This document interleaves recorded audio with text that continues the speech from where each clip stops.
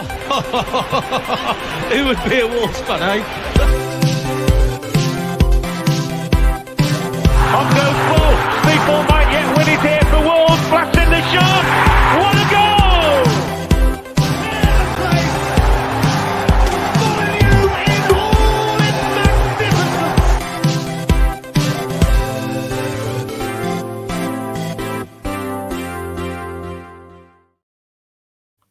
Hello and welcome everybody to today's episode of Wolves Fancast. I'm in far too good a mood considering yesterday's result. Joining me today to talk about yesterday's drama-filled draw with Nottingham Forest, I've got Jafo. Good evening. I've got Adam. Evening all. And I've got Nate. Good afternoon from America.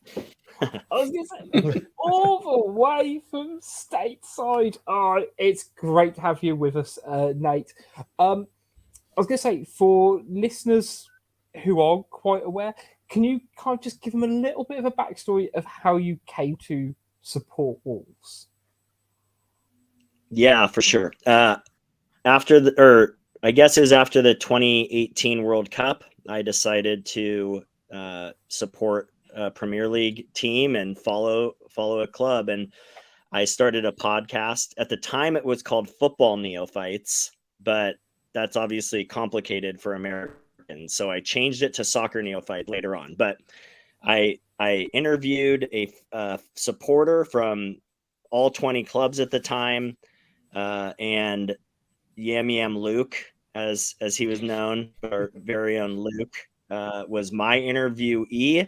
And it was right after the 4-3 victory over Leicester, that amazing comeback victory in the 2018-19 season. And those things plus many others. I was a big Nuno fan, love Raul, Adame, all kind of the really superficial reasons to choose Wolves for being a neophyte were the reasons. So I chose Wolves 2018-19 season, and then got to even be out there in October to watch the first Forest match at home at Molineux. Amazing. Honestly, it genuinely warms my heart when I hear that people outside of like Wolverhampton and the wider West Midlands area support Wolves. I find it fascinating, and genuinely, I've been doing Fancast for 9 years now, something like that. And I know that Todd's, I was going to say Colorado Todd, who is no longer Colorado Todd, he's now Minnesota Todd, as his YouTube name states. He's become a Wolves fan. We had Steve. I was going to say really bad because it's kind of developed because when I was going to say, Pricey, you've met Steve Koenig, haven't you? I have, yes. We've wined and dined with him. He was known as just American Steve for a bit. Yeah. just blanketed. And then the more American Wolves fans kind of we've met and engaged with online, it's becoming more and more like state specific, which I really enjoy. But we will talk about yesterday's game, and I'll be honest with you, I was glad we got to the point because I was ready for a real rant cast from about 75 minutes into that game. I was prepared. And then we scored, and a part of me is a bit annoyed because I still need to have that rant, but I'm also so relieved we got the win. Because to be honest, I was a bit confused and a bit frustrated before kickoff, in honesty, when I saw the lineup. Because, Jafo, what do you think Lopetegui was trying to do with the starting lineup with, we could talk about Totti playing left back to a degree, but without, I don't think Bueno was fully fit, but 4 centre midfielders. Yeah, it's strange. It's one of those. He's tried it a few times where he's put, like, say, Nunes out on the wing and tried to adapt and box out teams. But it's one of the, when you have a player and they're coming back from injury, and if you're fit enough, and it sounds like a bit of a cliche in football, but if you're fit enough to be on the bench, you're fit enough to be on the pitch, right? Mm. And it just makes sense that Totti was playing because Hugo Bueno has easily been probably is a contender for player of the season. It's safe to say that. Yeah. And Oh, you it's know, been a revelation since he's come in. I'll definitely. why wasn't he starting? If he's fit enough to be on the bench, he's fit enough to be on the pitch. And you saw the difference when he come on yesterday. Although he didn't probably have one of his better games, you know, you could see that he was more of a threat, and if it almost felt like Totti was there to do a job on Brennan Johnson, but he didn't really do that job. He was made to look stupid a couple of times, but yeah, I couldn't see what Lopetegui was going for. Yeah, I think when I sort of saw the lineup, I was trying to work out if we're going for a diamond midfield, something kind of really, I was going to say out of left field for us, but it didn't. It looked disjointed on paper, and I think it's all. I always find it worrying when you look at the starting lineup, and whether it's in like the Fancast group chat or if you're just on Twitter, and there's about 4 or 5 different people who are interpreting different ways because it doesn't exactly scream a clear plan. Yeah, I mean, think for sure. that, I think that someone must have just like told Lopetegui on the morning that this is what it's April Fool's Day, and he's just thought, oh, is this what it is over here? This is what April Fool's Day is. I know what I'll do.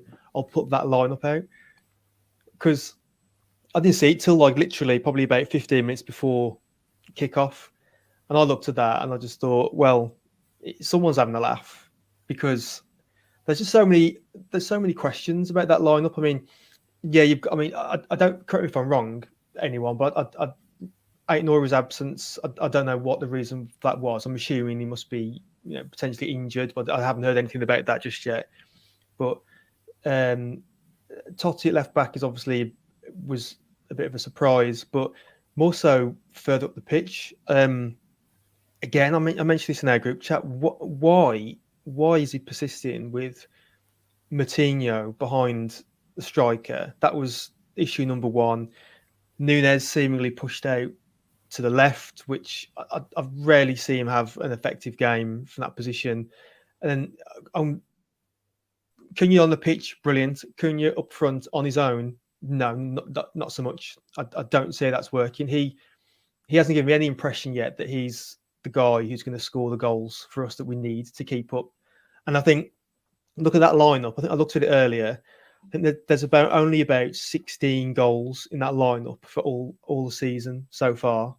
I think before the game, well, in fact, even less because Podence obviously, come on, he's our top scorer now. Neves has got 5 goals, Traore 2, and Cunha 1. I'm probably missing someone. Dawson had 1. There's literally no goals in that team, which kind of explains why we are where we are. I think what joint second lowest scorers in the entire league. And for me, sorry, that lineup. We'll get more into Lopetegui as the pod goes on, but that was just questions galore for me after that when I saw that lineup. Yeah, completely agree. And I think the game kind of moved very much on from there. Forest looked brighter, they looked sharper, they looked more inventive. And I was going to say, I mean, they obviously scored their goal, and I wouldn't quite say it was against run of play or anything. Because I think Wolves were creating. We're really good on the ball, as you can imagine, because we had 4 centre midfielders kind of crowding in the middle of the pitch, but we weren't really creating anything particularly incisive. Weren't make any saves, but it just didn't look cohesive at all in terms of how we're trying to get forward. And it felt a lot of the time. I know, Nate, you mentioned about Adama in terms of what sort of sparked your, I guess, interest in Wolves, but it did seem like for a period it was like, let's just get the ball out to Adama and he might be able to do something for us.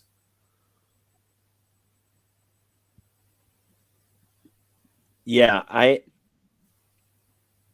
this is if you don't pay attention to basketball, this doesn't really make sense. But if you understand basketball a little bit, the way Wolves play are like a perimeter team where they're just passing the ball around the perimeter and just shooting threes the whole game. The problem is that we're a team that can't shoot threes, but even I don't remember when it was, but at some point in the match, we had the ball in the box with other players in the box, and then we just passed it back out and around.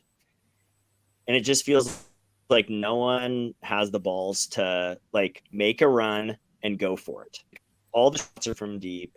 And we'll just control possession around the horn, around the 18-yard box, pass it back around, and no one's making runs. No one's it just feels like no one has the bollocks, as you guys say, to just go for it, make a run, make something happen.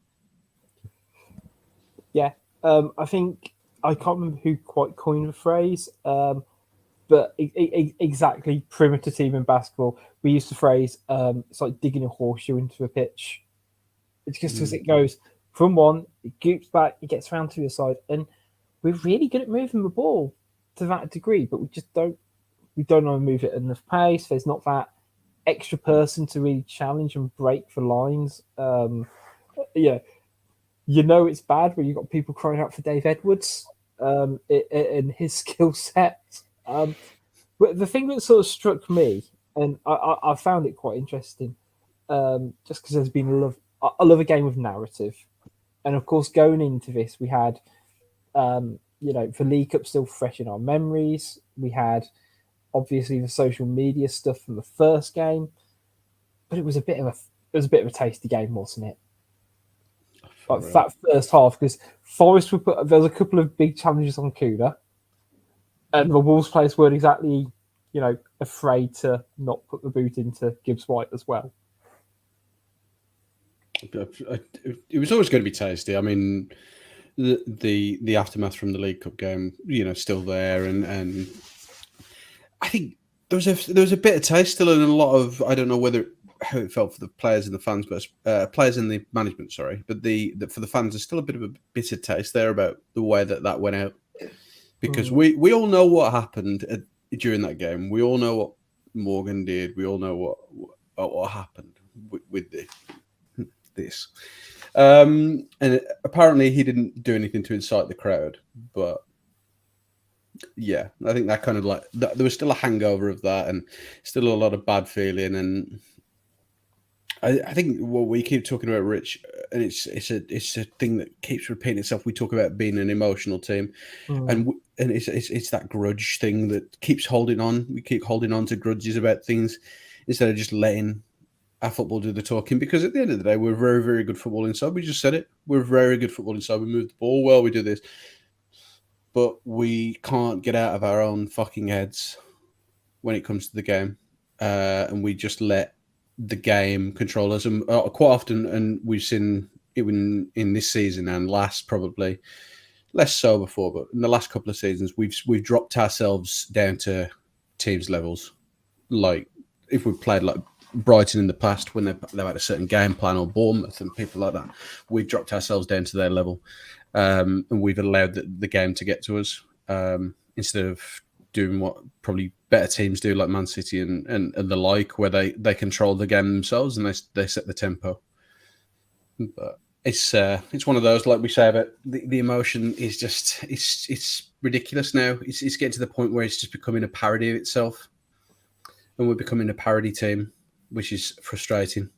I said that before, didn't I? About in the group that we've become very like European, quote unquote, with this. Because for every little decision, the whole team, there's a lot of players around the ref.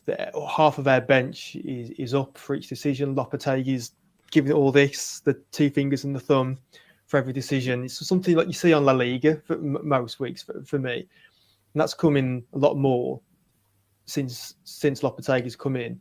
Whether that's right or wrong or not, you can argue that to the cows come home, but we're not winning games at the moment, and the players, like Jafar says, are getting overly emotional for each decision. And unfortunately, of course, with a game like yesterday, as we've said, there's a bit of bad blood there. We seem to have, the rivalry's gone up a notch this season with Forest, if we ever really had one with them before. This season, certainly because of what players we sold to Forest, i.e. Morgan Gibbs White, it's kind of got ramped up a bit. So I think between the fans, the bench, players, it was always going to be a bit of a bit of a spicy meatball yesterday. Yeah, and I think that there was a couple of flashpoints in the first half, which, you know, a couple of, say, tasty challenges, which, and to be fair, I tweeted it earlier, and I can't stand by it. I think the ref had a very good game and managed that occasion particularly well, because I think going into it, there was obviously a bit of heat and a bit of tension, and he seemed to kind of let it flow when it needed to, and then pulled it back when it needed to be reined in. And I don't know, like, it's easy to criticize referees, and I think one of the things we criticize them a lot of is, you know, not managing a game and letting a game slip away from them. And it didn't ever feel like that, despite the fact there was yellow cards and, you know, a decent amount of them. There was contentious decisions, which we'll go on to in a second. Mm-hmm. But he seemed to kind of do a good job, and, you know, I feel like if I come on here and slate the quality of officiating, I should probably praise it as well to a degree through gritted teeth. But I did think he should have given Wolves a penalty. And so yeah, that's my nice segue. Because I don't know, basically, but in between, you know, about a minute, both teams had penalty decisions not go their way, and yeah, we'll talk about the Wolves one first, and hopefully between us we won't all go, Wolves should have had a penalty and Forest shouldn't. But we'll talk about Adama's first, because I think there was enough in it for me. I think if it was just he touched him on his shoulder, fair enough. If it's just been a tangle of legs, fair enough. The fact that there was both of those actions, I don't quite see how that's not a foul. I think if you do that again, it's an old adage. I think if you do that on the halfway line, that's a free kick every day of the week. Nate, did you think it was a penalty? I mean, obviously, unless you have been doing a lot of travelling the last 15 hours, you got the advantage of replays. But did you think it was a penalty for Wolves? It's hard, because you'd want to say that every player is treated fairly, right? We know that's not true based on just how it always works out. But we know that Adama, for him to get even a regular foul, he has to get really hacked. And so I think if it's another player, like I think it's not just the hand on the shoulder. He's pulling him back, right? Like there's movement, which is actually rather impressive, because I'm sure if any of the three of us or four of us tried to pull Adama's shoulder back, running at full speed, we're not going to move him, right? And so I think that's part of with Adama, when he's running with the ball, he's getting hammered, and he's a brick wall. He's a brick wall. It's not moving much. And so I think if it's another player getting pulled that probably physically and that hard, he's going to react a lot more, and it would be an obvious penalty. But he just doesn't get those. Right when I saw it, I thought there's no way they're going to call this, because Adama never gets those calls, even when they're tugging on his shirt, right? Like whether it was that last week or 2 weeks ago. Yeah, it's hard to say. It doesn't look like there's a lot in it, but again, it's Adama, and it takes a lot for him to get a foul. How about you, Jafo? I think it was just. I think the best word to describe it is probably clumsy. I think Felipe was just clumsy in the way he tried to defend it, because 9 times out of 10, Adama's not going to go down from that little touch on the shoulder, but the knee into the back of the legs and into his lower back, yeah, that's done enough for me. But it's frustrating.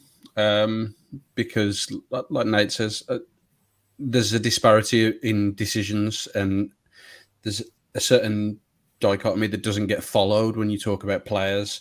You know, if it was Zaha who did it, or Grealish, then you'd probably get the pen, because these players tend to get decisions.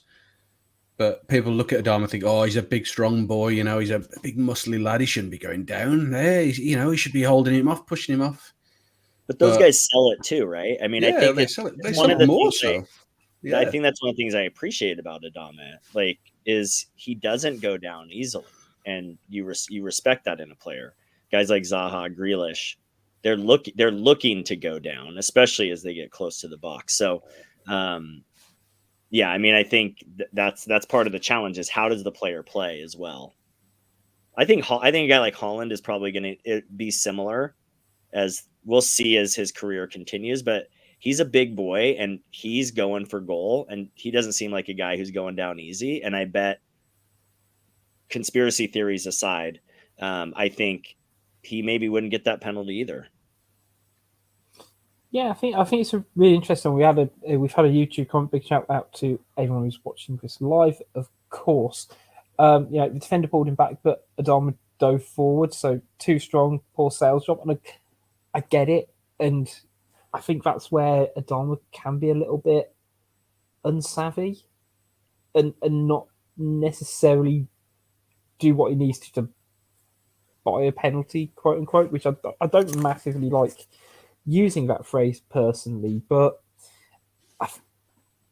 I can understand why the ref and VAR ended up not giving it, even though I do think it was a penalty. But I think in the catalogue of decisions that have not gone Wolves' way in the last 3 months, it doesn't rank top 5, to be fair. And, Yeah, definitely not. you know, when it comes down to the other end, and Brennan Johnson morphs into prime Sylvan Ebanks Blake, drops the nutmeg on Toti Gomez, I was a bit anxious in real time, and then gives a free kick for a dive. Again, good decision, or do you think it was a bit more of a, I guess, similar to the Adama one, where not enough contact for a penalty, or do you think he just completely brought it pricey?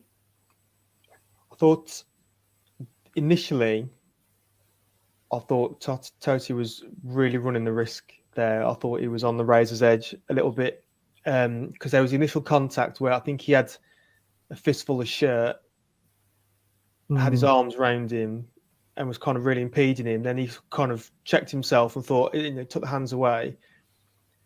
And that's when I think in Brennan Johnson's head, he's thinking, go on, do it again, and I'm going to go down. And I mean, he didn't really put in much of a challenge, did he, Gomez? Probably for that reason, to be honest. He put in like a half in, half out challenge. Johnson saw the foot clearly, and that's when he thought, like, that's my moment to go over. So the second half of that little duel there, it definitely was a dive, and the referee called it. But the first half of that duel, I honestly thought if Gomez carried on doing what he was doing, then they would have had a penalty, because he was all over him. I haven't watched it back again since. I probably saw it back once, but I'm looking at it a bit more closely if I want to watch it again. But I think he had the fistful of his shirt, arms around him. I thought if he's got to let go of him, otherwise he will go down. He will get a penalty, because that'll no doubt go to VAR, and they'll just look at it and say, well, yeah, there you go. He's all over him. Give the pen. But yeah, like I say, he did take his arms away. Then Brennan Johnson's just waiting for the tackle, which never really came, and he's just saw his foot, gone down. And I loved it when, like, again, there's about 10 players around the ref, everyone's screaming left, right, and centre, and saw Brennan Johnson and Gibbs White especially right in the face of the ref, screaming for a pen. I was delighted when it went the other way, absolutely delighted. But like I say, it was a bit dicey there for a minute without Totti was all over him. Yeah, I think one of the things that struck me, and I guess because you've got a really nice comparison between the Adama and Johnson penalty decisions, and for me, there was no reason for Adama Traore to dive, and I don't think there's any insinuation that he did dive, but he is through on goal. He's goal side. There's no reason for him to go down the way he did. Whereas Johnson, considering, I guess, how he turned, it's not like he's kind of completely through on goal, and he has kind of run himself back into traffic, into the main area of the pitch. And I think you're right, Pricey. I think if Gomez had done what he was doing a little bit more, we could have been in real trouble. And thankfully, he almost realised, oh shit, I'm in my box here. And as soon as he'd got turned, he almost like disengaged himself to make sure that I'm not going to do anything stupid here. And Johnson kind of expected the error, which I guess sort of makes sense in a way, because Johnson did score arguably from a bit of an error from Toti Gomez, who, like I say, slightly before we go on to goal, I didn't think Gomez played awfully as a left back, but he did look like a centre half at left back. Do you think that's a fair assessment, Jafo? I think so, yeah. But I think him and I think Kilman against Leeds have put the two best crosses in from left back that we've seen all season, which is rather concerning when you get the state of the fullbacks that we've got. But no, he did quite well in a nod to prime Tony Pulis at Stoke, playing centre half at fullback. But it's always difficult when when you've got somebody who's built the way a centre back is playing against a player like Brennan Johnson, or if you any other sort of like fast, skillful winger. It's going to be difficult, but he handled himself quite well. He barring a couple of silly mistakes, which no Wolves player can be innocent of this season. Everyone's been guilty of having individual errors at any point this season. So I thought he did quite well. Would I do it again? Probably not. But yeah, it's one of those. It was an experiment that didn't quite work and it didn't quite fail. Yes, I think that's he very much looked like a stand-in, and I think for times it did its job. But for the goal, he did seem to kind of just not quite get his body position right for Johnson to slip in, but also Sarr ended up kind of finding himself in a bit of no man's land as well. Yeah, Sarr found himself really low, and he didn't really protect that near post area. He almost needs to be almost Schmeichel-esque and stay big and go for the I don't know what you call it, like a star jump approach. And just try and create as much body space, mass as everything. But Sarr, when he gets it, the ball comes over and he gets caught on the near post, he always seems to look crumple, like he's under pressure and going into like a black hole or something that's near that. Yeah, it was like he always came. He took a couple of steps from memory. He kind of took a couple of steps out and completely misjudged the trajectory of the ball before having to, reshuffle, find his feet, and then get beaten under his legs. Not doing nothing at all, didn't he? Really, because like he's coming over as if it's going to climb cross. Realised, shit, I'm going to get absolutely nowhere near this, and he's backpedaling. And when he's backpedaling, he ends up just doing nothing. Like I say, he's not spread. He's not covering a low shot, and Johnson's put it probably the only place he can do, which is between his legs. But the only reason that's gone in is because Sarr's just completely just made pig's ear of it. He just completely cocked it up. Completely misjudged it. He's not set. He's not ready for any sort of shot. He's just backpedaling. Then that's quick, swift 1-2 seconds that all this is happening. He's just not ready for the shot coming in. It's not for the first time that he's made a bit of an error this season, and probably won't be the last. But we can do without those. Really, if we're honest, we can really do without those sort of errors. Yeah, it felt just a bit preventable, and we were already looking a bit disjointed. I know we hit the crossbar. Admittedly, it was a Forest player who hit the crossbar, but as I mentioned, the first half just didn't sit quite right. It felt like there were too many square pegs in round holes, and I was sort of very much expecting that. The standard Lopetegui halftime substitutes, and we've had a couple of tweets regarding it. Matt Guy, when do we have a conversation about Lopetegui's inability to set the team correctly, and having to rely on a rousing second half, which is very much what happened. And another tweet we had was: is football management too easy for Julian Lopetegui? Is there not another way he can challenge himself without Tom Bowler lineup? And it's right. We're not. There's not that consistency you're expecting. We were talking off air beforehand about Chelsea and Leicester sacking their managers today, and kind of questioning Ryan. It's kind of the same approach in a way. It's just throwing shit at a wall and seeing what sticks at this point. Like, because we don't know what the best Wolves lineup is. You know, back four's pretty much settled if people are fit in terms of Semedo, Dawson, Kilman, Bueno. I think that's his preferred back four. I reckon we won't, because there's other stuff I want to talk about. We could all probably name our next, 6 players, and we'd come out with 4 different answers. And it sort of feels that, Lopetegui's been in charge for, what would it have been, 5 months now? Something like that. And we kind of not really any closer to it. And it's a bit worrying at this point. It's gone from being, tactical tweaks to, do you know what you're doing at the start of the football match? He feels like the anti Nuno. Like Nuno, it would like week in, week out, and you're just sitting there going, how can you continue? And he had a smaller squad, of course, but he was rolling the same lineup every week. And now it's like, just try the same lineup twice, or just pick one from that we won and played really well and try that one again and see if it works. But yeah, it's maddening. It's maddening to see. It seems like he's getting less of an understanding of the team rather than more of an understanding of the team, and that's scary. I think when you admit, as he has done, that he got a lineup wrong, that's okay. We'll let that one go. We all say, I think a lot of us will put our hands up and just say, okay, he's admitted he's made a mistake. We move on.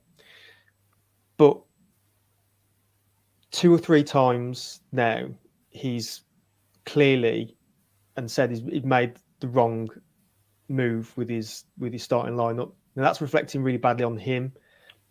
Now you can't keep fielding the wrong first 11 consistently. And one of the tweets that you brought up there, which used like the terminology that I use, but the tombola, but I used it in our group chats about half time, because I'd love to go back and actually look at how often this has happened now. That as he goes into the dressing room at half time, fires up the tombola, and then picks out 2 players who are gonna come on at half time. Because I need to hold you there for 2 seconds, Adam. Nate, do you know what a tombola is? Well, I had no clue what you were saying until Adam just gave me the game of charades there, doing that. There we go. Yeah, so like just spin the wheel, pick out 2 tickets, 2 players, and then there you go, boys, you're on. It just seems to keep happening again and again. And like if you're a manager and you're having to frequently completely change the team by taking 2 players, putting 2 players on at half time, it's not to me, in my layman's knowledge of football. And let's remember, this is not Wolves expert cast, but we can all confidently say that if you're having to make double subs at half time, something's not right. You're not getting it, are you? And I mean, look, Lopetegui's going to have credit in the bank, because look where we were when he took over to look where we are now. We were dead and gone pretty much when Bruno and the PE teachers were in charge. Now we've got at least a fighting chance of it. But most weeks he seems to be shooting himself in the foot with A, the lineup, and B, just the constant rate of knots of subs. The subs are coming at a rate of knots all the time. All the time. Players must be looking over the shoulder when it gets to like half time, or certainly before the hour mark, thinking, okay, there's going to be another couple of subs coming in a minute. And we'd made 4 out of our 5 subs by the 65th minute yesterday. I mean, we're back to chalk and cheese, aren't we? Or very binary from what it was before. We had Bruno, who literally was allergic to subs, and now we've got Lopetegui, who clearly gets a hard on over subs because he's doing it all the time, constantly. He must get some sort of gratification out of it because he's making subs left, right, and centre.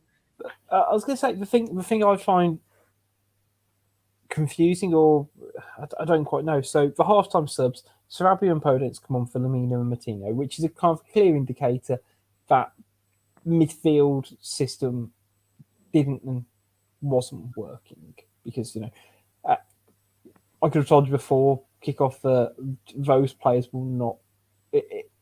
It won't work. It just won't work because it's not bringing out the best of any of them. And I always kind of, I think that's kind of my thinking with the lineup in general. It's like, who is this to maximise? Because it's not doing anything for a team as a whole. In my opinion, you build your team around your best players, and unless you can't say, right, this is the formation we play, you all just have to go with it.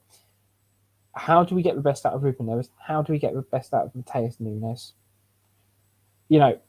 If we do that, and slight side note, I don't think we can get a formation that gets the best out of both of them. But I don't know. It screams to me.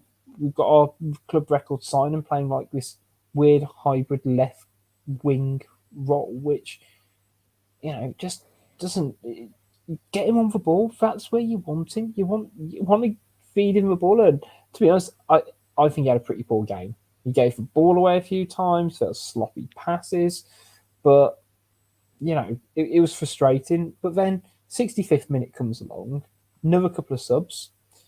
Hugo Bueno comes on for Craig Dawson. Again, it's a strong indicator that Bueno's at least got half an hour in the tank. And we were sorely missing that balance on the left-hand side and his ability to get forward. When Diego Costa comes on for Adama Traore, now Adama, again, he struggled, but he also didn't really have anyone in the middle to cross to. So you kind of taking off...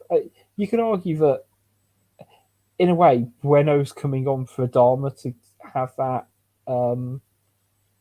ability to get the ball in the box. But again, it didn't ever feel kind of quite cohesive to get the best out of any one individual. I think it's tough. I think, like you said, I don't think there's a way that we can get Neves, Nunes, and Lamina. I think they're probably our three strongest midfielders to work together at this moment in time. I think Lamina coming in he's a great player because he's offered something different, but him coming in has sidelined what Ruben Neves does, because I don't think Ruben Neves can work in a double pivot.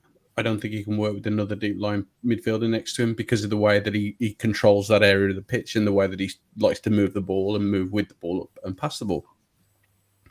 So he finds himself occupied into like slightly higher area, and I just think he kind of loses a lot of his effectiveness.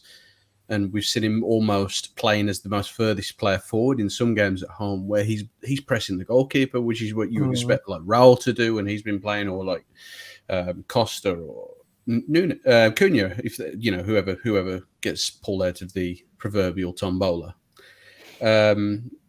And the same with Nunes. Nunes doesn't seem to have his place. I think the more I see it, it's the more of Pogba at Man United.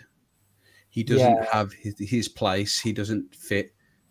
But Nunes, you put Nunes with a Kante, like what Pogba would do for France, you'd be able to utilise him because you have somebody who can do the job of two people, and it just allows what is essentially a very good natural box-to-box midfielder who, with a lot of natural talent, very good on the ball, to express themselves and to be this mercurial midfielder who can do it all and have the best of what is Mateus Nunes to thrive. Because, I mean, anyone can go and look on YouTube, right, and look at what he did at Sporting. You look at the goals he scored, the assists he made. Where is that player? Because that league isn't that far behind the Premier League. It's not massive. It's not a great league, but it's not that far behind. Bruno Fernandes was, when he first came to Man United, he was still putting up numbers like he was doing at Sporting. Not quite the same, but you could still see the player that was there. So why can't we utilise, that ability to bring the best out of Nunes? And that's the key question, because now he's had essentially three managers, if we include the interim between Bruno and Hewlin, no one's been able to see how to utilise him effectively. And it seems like a big failure at the moment. And the problem is now, and it'll be one of those, if he moves on in the summer, Liverpool will get the best out of him. You know, if he went to Juventus or he could get any club in the world. He is actually that good. I would put my neck and say he is that good. He could go to Juventus, he could go to a Bayern Munich, and he would thrive. And the thing is, he will play with better players, like Pogba would do the national team and play with Kante, who could do, like I said, the job of two players. And he will thrive, and then we'll go, why can't we use him properly? And it'll just be the Diogo Jota thing all over again, because we didn't know how to utilise the player. And it is so fucking frustrating that a man who has led Spain, who has led Real Madrid, cannot fucking come up with a system to get the best out of a world-class midfielder. It does my head in every week. Yeah. Sorry, I think we can all agree, right, that Matheus Nunes this season, right, you know, he's been below expectations, but also I think surely when we look at it, we can all agree that he has also been completely mismanaged since we had him.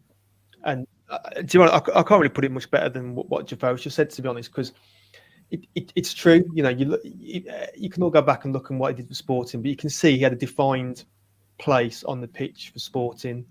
He knew the system was built with him in mind. He was clear in what he was doing in that team. Ever since he's been with Wolves, he's been with either a poor manager, he's in a poor system, the players clearly not set up to help him succeed. What we don't have is what we're crying out for in this team is what he was doing at Sporting, someone breaking from the midfield. Countless times watching the game yesterday, so ponderous in midfield. You know, what Nate said with a perimeter analogy, that's exactly what we were doing. It's not going forward. There's no positivity to how we were playing. And then you see whenever Forest got the ball, by comparison, they're breaking, they're coming forward. When they got the ball, their instinct was to go and travel forward and make inroads into spaces. We never did that. And that's something Nunes can do if it's set up to help him succeed. You know, he can break from midfield and push forward. Hence, you know, the YouTube show reel. But we're just not getting it from him. And I question whether, you know, we've all saw the rumours with Nunes that we've already technically agreed to sell him on somewhere else, apparently. He probably would love to go somewhere, you know, where, you know, in a better team than us, where he will have better players. And we probably will see him shine in his next move, as Jafo said. It's just frustrating, you know, that we've had a really, really good player dropped into our team, and we've just completely drew a blank on how to use him. Yeah, I mean, it almost felt like even under Lage, about sneeze, which is perfect for, you know, a live broadcast. It's almost like we never kind of knew what to do with him. And again, it's big kind of just trigger warning stuff, isn't it? And you kind of hope that under, you know, good old Matt Hobbs, that some of that overseeing of the squad management might change, but we'll see. That's stuff further down the road for the summer. You mentioned Forest briefly, Gibbs White. Now, I've always been quite a big fan of Gibbs White. There are a few things that I think hold him back. It was nice to see, though, how desperate he was to score against Wolves and not score against us. Because he, honestly, I reckon that there was a couple of chances in the second half, and to be fair, I saw his highlight reel, and he does what he is very good at. He's very good at turning on the ball and opening up the pitch. But there's two incidents that I found fun. One was him not getting a square ball when I think Dennis was 1-on-1, and him throwing an absolute strop for it. The second one was where he got the ball in the box and he then tried to beat three men instead of just squaring it off where I think they probably would have scored. And I just think, like, at that point, it's like you're so desperate to get one over and probably do the celebration. You know, that was quite heartwarming. I'm not going to lie.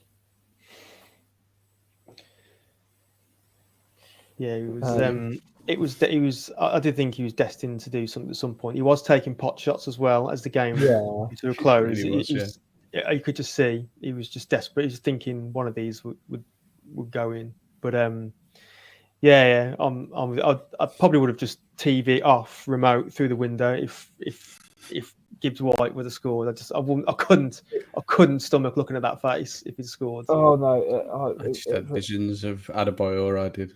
Yeah. Run the full length of the pitch, just run down to the Wolves fans to stand in front of him and do that stupid fingers in the ears. Fucking stupid Belling. Honestly, like as a person, he's getting paid a stupid amount of money to play professional football. He's playing every week at a club and where the fans like him, and he's not getting abused like he was at Man U, and he acts like a fucking petulant child. Just get a grip, Morgan, you fucking Belling. Fucking for real. Okay, Jeffo. No, that's it. No, we're stopping there. Question, Jeffo. Do you hate Everton more or Morgan Gibbs White more? Everton probably, yeah. It's just Everton. I just don't. That's the point in that football club. Really hey, look, I mean, at least Podence did it as well when he scored. I know. Yeah, I was going to say, great segue, Feisty, because we didn't lose, guys. It was a bit drab, but we did manage to get a goal, and it was a bit scrappy. It was a bit direct. We got a bit of luck, but it was calm and poised from Podence, who, again, has just got this knack of popping up when he needs to at the moment. It's almost like he can't perform if he's got 60 minutes. It seems like at the beginning of matches he can't get it going, or he's doing his little back heels and kicking the ball all over the place. But when he comes on for those moments, he finds a way to shine, and that was definitely one of them. And again, Diego Costa involved in the goal as well. There's a moment slightly before that as well where he managed to sort of open up the pitch by kind of turning a defender. And I mean, it was almost like time stood still. That might be more because of how slow he is on a football pitch these days. So slow. But again, I just take it at this point. The other, I guess, the last incident of the game to really kind of talk about does involve Daniel Podence and the alleged spitting incident. I mean, when I watched this, and like, because he'd been involved in something a couple of seconds before where he was trying to move the Nottingham Forest player's leg, and again that sort of underlying tension throughout the game. It almost felt like it was spilling over. Then he basically looked like he'd spat at Brennan Johnson. It did get called to VAR, and you see the replays of it, and you're like, he's doing something. That's he's doing something there. And then for it not to get pulled back by VAR, I thought, okay, that maybe it fits under that VAR category if it's not a clear and obvious error. But did you guys get the chance to see the Brennan Johnson post-match interview regarding it? Because I found that bizarre. Yeah, I put it in the group chat. No, and it made Brennan Johnson made himself look like an absolute class clown with that. Yeah, the village idiot. Because during the game, I mean, hands up.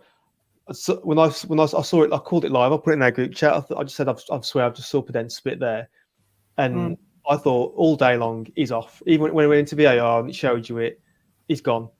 There's no way that he's staying on the pitch. Awful, horrible, the lowest thing you can do on the football pitch. I'd sooner you just left or right hook someone in the face than spit on them, to be honest. But I mean, just imagine for 1 second, right? These VAR guys have had to spend like about 2 minutes zooming in and trying to find spit. That's what they've had to be doing. They've had to be like zooming in, trying to find gob on someone's face. That's how low their job has just currently got on that day. They've been having to look at spit. But I just thought, even if they couldn't make it out or not, I thought he's still going to go because it just seems like a daft thing to do, unless he's whistling him a tune or blowing something in his face. Yeah. But the interview afterwards, right? So obviously, at the time, Brendan Johnson has gone like hell for leather. Oh, he spits in my face to the ref. Only then, right, when he clearly hasn't done anything. That we know this now. He hasn't done anything. And when he's called out for it in the interview, he's coyly said, "Oh no, I don't want to speak about it now." Oh, right, okay. So you don't want to speak about it now because you didn't do it at the time, and you're just trying to get him sent off, right? That's exactly what you were trying to do. And he's then I can't remember what he said after that, but he's basically been very coy about it, saying, It was weird. And to be fair play to the reporter because he pressed him on it. Yeah, he did go for like the follow up. So, are you saying can you say he spat in your face? And like, just for the benefit of any doubt, if Daniel Podence has frankly, any Wolves player's done it, deserves a 3-match ban. Like, the fact that Podence did what he did anyway, that was stupid enough because it's just it's a weird thing to do, yeah. But if he had kind of clearly done it, and there's a plethora of players who have, we'd be the first ones condoning him. But if that was somehow not given and he'd done it, I don't understand, what kind of bizarre pseudo media training to just kind of try and say nothing by saying a load of words that you can't just be sort of straight up and honest and just sort of say, yeah, he spat at me. That is what happened. I don't kind of quite get it, but I believe the FA are potentially investigating it, but again, I don't kind of quite know where that kind of sits with everything. Do you know how how Daniel Podence on Instagram likes to put like his match highlights on his Instagram feed? And you know how after the last game he put his overhead kick on one and he banjoed into North Bank? Yeah. Do you reckon he'll have him mid whistle on his Instagram page? I was going to say, let us know in the comments what you think Daniel Podence was doing in that moment. Let's say it was just bizarre. It does speak to the fragility, though, of the mindset of a lot of these players. Because I think even going back to the comment about him trying to pull the leg of the Forest player, I'm 90% sure the Forest player, whoever was knocked down, I think it was maybe Adama. Adama was off by then. Whoever he was doing, he was helping him up. And it looked menacing at first. And I think that's why Podence grabbed his leg. But all he was doing was reaching his hand down the Wolves player up. And it's like Wolves are just on edge. And I think our fan base is like that as well, right? We're just on edge that things are going against us. And so that's the culture of where we're at as a club. Like the players are doing it on the pitch. The fans are doing it. As soon as something goes against us, we're outraged and spitting at people or whistling at them. He just didn't need to put himself in that situation. It's like literally from the beginning. I think because it was Nottingham Forest free kick, and I think it was Diego Costa who was on the ground. I don't quite know. How it's kind of ended up happening, but with respect, I admire a teammate backing up another teammate. I really do. I find it, genuine, powerful brotherhood. I think Diego Costa can fight his own battles. To be honest, though, I don't think he needs the Daniel Podence muscle if he's unsure about it. Oh, what's fucking Scrappy Doo's coming to my rescue? Yeah, it's like a fucking chihuahua backing up a pit bull. What the fuck you doing, Daniel? If you're a Forest player, right, or any opposition player, you must think Daniel Podence must be a right little fucking rat to play against. He must be an awful opponent because he goes down easily. He flings his arms about. He likes to give it the big one. He just has that little man syndrome. To be fair, and as someone who's 5'8", I respect it. yeah, it was silly, and it kind of links back to the whole. We've already got Ruben Neves on a booking. He's out for the next 2 games. Johnny sent off a week before. Semedo's on 9 bookings now as well, I believe. Yeah, that's right. There's a catalogue of players at the moment, and you need your senior players to stay disciplined. And like they say, you just didn't need to get involved with any of that. And whether it will kind of come back to bite him in the ass in a couple of days' time, or whether it's confirmed there was no saliva, we will see. But we live to fight another day. We've got to the point. A lot needs to change going forward, but we'll see, because I think it's been an interesting weekend in terms of results, in terms of how things sit. We have dropped to the 13th place. A lot of the teams, all the teams underneath us have games in hand on us, apart from Southampton, who are bottom. So it's still very close down there. Goal difference again. I think realistically, with those games in hand, we might drop down to 15th, maybe 16th. But it's life would have been better, looking a lot better if we'd have got a win at the weekend. It's the easiest way of putting it. It's just those 2 games against Bournemouth and Leeds have just really they've killed us. Yeah. Those 2 games. We would have liked. I mean, it's an absolute nightmare scenario, those 2 games. I mean, we would have probably at least, not speaking for the majority of the fan base, but would have took 4 points from those 2 games. To come away with nothing is travesty. And I mean, just look at that. I mean, 15 losses. I mean, that's it's just not how we saw this season going, is it really? And absolute shocker. But then again, like I say, we were dead and buried before Lopetegui come in. So at least there is 7 other teams as shit as we are, and it's going to make one hell of a relegation battle, like the last 9-10 games of the season or so. Because I think my initial predictions was Everton, Bournemouth, and Southampton, and you can't, apart from probably Southampton, who increasingly looking dead and buried. It's literally up in the air between anyone, or even including up to Palace. It could be anyone, and any 2 more of those. You can't call it at the minute because everyone's equally as bad as each other. I know next week, I think Forest play Leeds, which is huge. But we've got Mangeless Chelsea to look forward to. Yeah. So let's say still plenty of games to go. I think that's the thing. I struggle to see any of the teams around Wolves putting a proper run together. And there's a reason I cut the table off on the graphic at 12th, because 11th is just unsustainable at this point.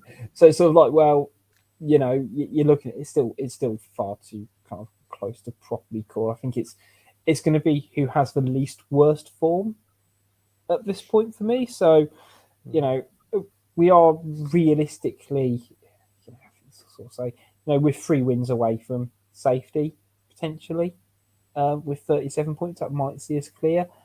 And where you plot those out is anyone's guess. But I know tricky times ahead still. Right. Got a little bit of a quiz for you guys. Now, as you know, I do sometimes do a level of prep work for a fancast, but I also like to take the shortest and most productive means of doing it. So last weekend, while everyone was enjoying international duty, I was up in my mum's loft clearing some stuff out, because it turns out, as someone who owns their own house, I shouldn't be storing things in somebody else's property. Not my words. You can only guess who said that. However, I found a couple of boxes of football stuff in there, including some matchday programs. Oh, fantastic. I managed to find, and literally just by look before recording, is a Wolves versus Nottingham Forest program with the very handsome Mickey Gray on the front cover from Yeah, it was. Did you do 30th of August 2008? So I believe it's game room 5-0, where Kitely and Jarvis were fantastic. Now, my quiz for you guys is: Did they, Jiffo, Pricey, were you big program readers? I was going to say back in the day or 15 years ago. I think I bought. Dabbled. You dabbled. I think I bought them Yeah, every week dabbling. for like the first season or two. I was a season ticket holder, and then I realised this is an expensive hobby and stopped. Yeah. Well, I was going to say, apparently I've kept this one for reasons I don't quite know. However, there was a section, and I did remember this, called Molyneux Mastermind. And in there, you had two players in this episode, and I thought this was quite a nice one because it had Chris Iwaluma and David Jones, who both played in Dave Edwards' charity match last weekend during the international break, which looked fantastic. You know, we happily, promoted it on the show and things like that. And I think we can class Dave Edwards as a friend of the Fancast as well. So it was nice to see that happen. But I saw this, I thought stars for the line. So I've got 10 general knowledge questions that were set to two professional footballers from 15 years ago. I've had a quick look through, and I don't think a lot is like really dated, if you know what I mean, in terms of like the style of questions. So let's see how you get on. Right. And firstly, guys, just so you're all aware, a short quiz is a good quiz. So Britain won 19 golds in the Beijing Olympics, but how many silver medals did our athletes capture? Nearest wins. So we got 19 gold, but how many silver? 26, I'll go with. Oof. I'll go with around 20. I'll go with 14. Nate is winning because the answer was 13. Nice. Okay. And the follow-up is how many British bronze medals made their way home? I think the Olympics had ended like a week before, judging by the World Countdown. So how many bronze medals for Team GB? We've probably got a few more of them. So I'll stick with my actually previous answer before, 20. I'll go 12. I'll go 14. So we've got we've got 12. Is that pricey? I said 20 again. 20. I got 12. Nate's 12 got 14. and 14. Yep. I tell you what, it's a runaway. It was 15. Oh, he's on it. My knowledge it's- of Great no, British it's- Olympics is remarkable. It's unprecedentedly good, you know. Especially Yeah. It's Tom Calvert-esque in that transfer deadline day one we did after we were recording for 2.5 hours. Tom dropped in for a quiz and just wiped the floor with us. Okay, it does get a little less 2008 Olympic heavy, unfortunately. But which musical star is about to embark on a worldwide tour entitled Sticky and Sweet? It sounds like Katy Perry to me. I was going to say Katy Perry. Yeah. Yeah.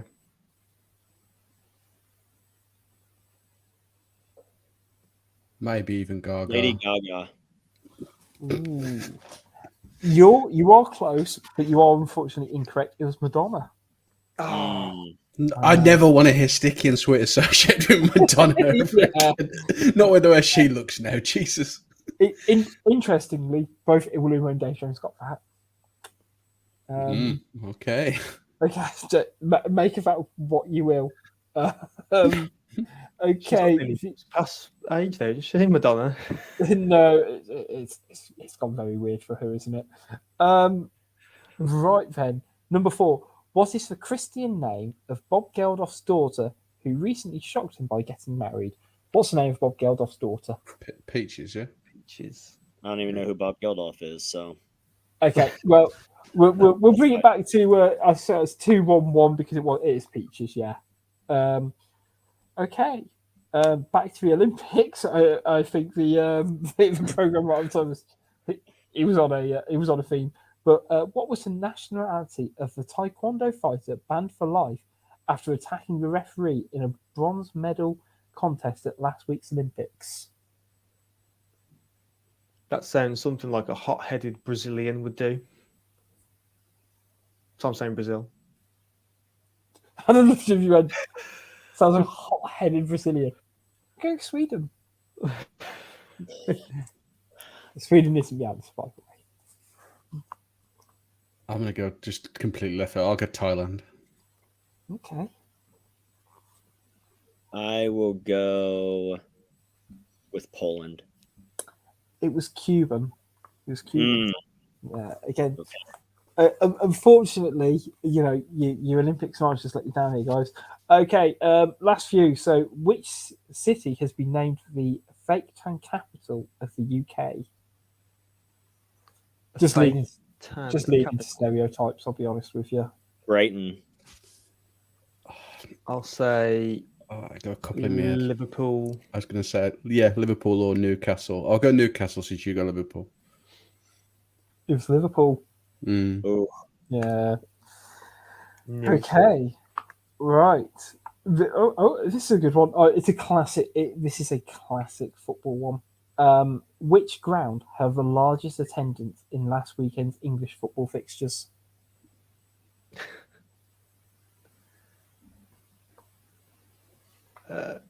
Because it's relying on who was playing away and stuff like that. The ground. Go down the grounds. Yeah, which ground held the largest attendance? Large attendance. I don't know. I'll go Old Trafford. Yeah. I reckon the easier way out, isn't it? I reckon they were playing away that weekend. I'll go Newcastle. You know what? It's I'll go like Liverpool.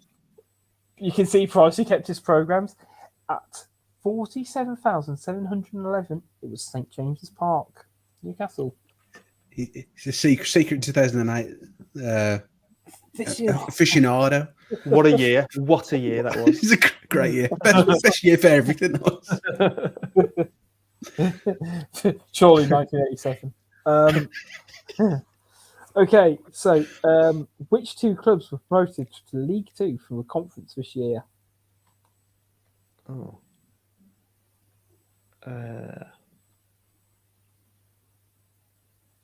Luton? Picking one's hard enough, never mind two. I was going to say this is an absolute swing.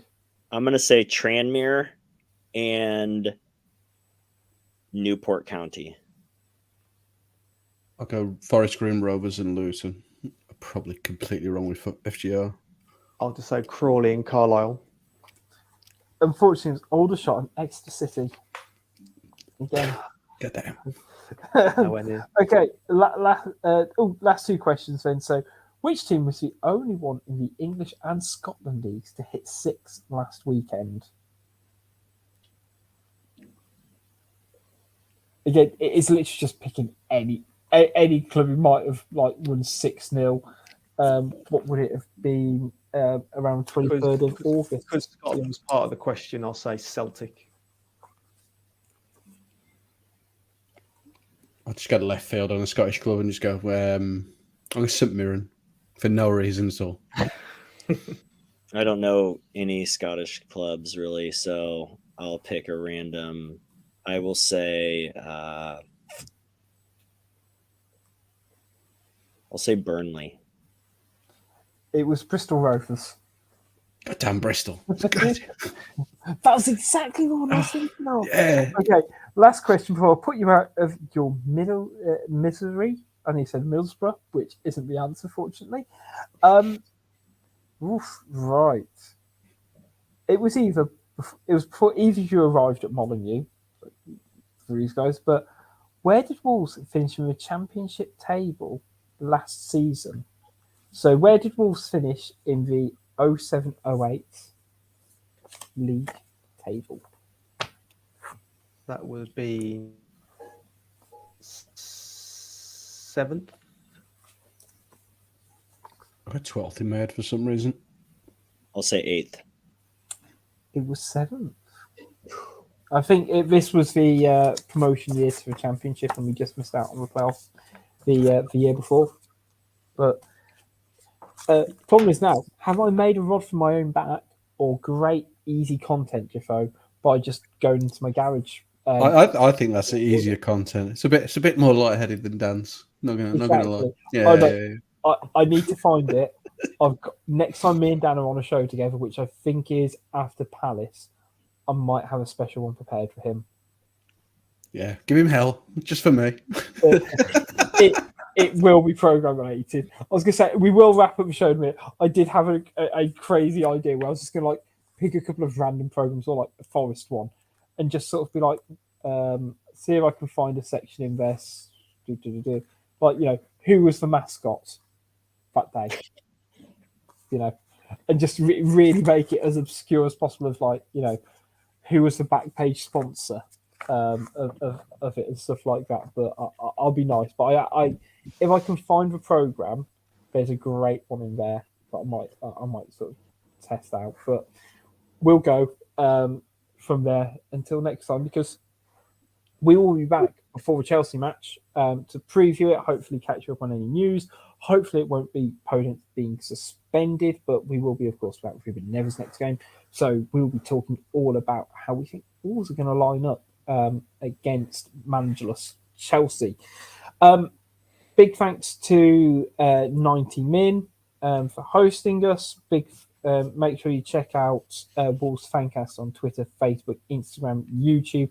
The lot for all your Wolves, lols, and trolls. Until next time, and I was going to say, give it a plug, Nate, for Soccer Neophytes. Oh, yeah. If you want to listen to 4 Americans who don't really know what they're talking about, talk about this week in soccer and try and convince one guy to actually enjoy football, take a listen. We're Soccer Neophytes podcast. I was going to say, for a second, it was just going to sound like just change Americans to Englishmen, and you're pretty much there for a fan cast, to be honest. But I mean, to let you know a secret, I think there's people in the fan cast, Stu, who, you know, don't really enjoy watching football a lot of the time. So yeah, I get it. But he's medically normal, so it's fine. I'm gone silly. I need to wrap this up, don't I? Jeffo, great to see you. We'll see you next time. Yeah, as always. Catch you next time. Pricey, see you next time. Selection time bowlers at the ready. See you later. Get the dial turning. See you next time, boys.